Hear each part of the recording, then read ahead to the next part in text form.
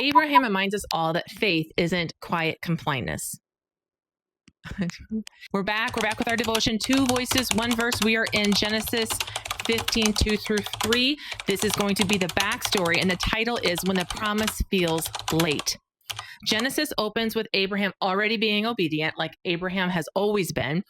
He has left his homeland, followed God into uncertainty. He's had trusted promise after promise, yet the years have passed. Abraham is wealthy, he's well established, he's respected, yet he's deeply unfulfilled. How many times, and that just goes to show that money, power, success is not everything, and you could still feel an absence in your heart.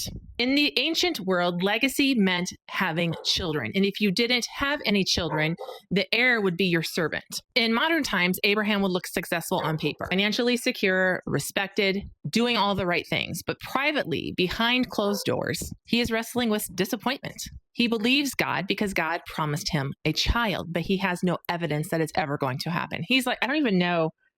I believe he's like in his hundreds. I forgot to include that.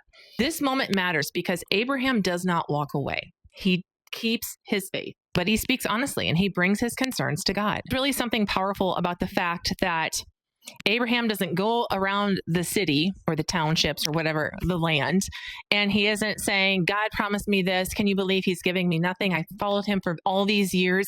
He's not doing that. What does he do? He goes straight to God. God is the one that gave him this promise, so that's where he goes.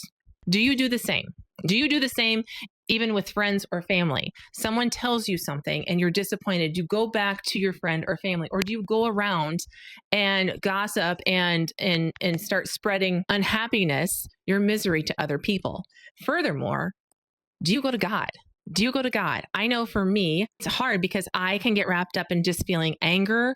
And I truly believe, I heard this many years ago, it's impossible to be angry with people that you pray for. And there's been so many times I'm like, I'm so mad. I don't want to pray for this person because I don't want to have forgiveness right now. Like that doesn't even make any sense as a faith follower, but that anger can take over and it can grow roots. It's hard to get rid of. It's hard. You have to let that go.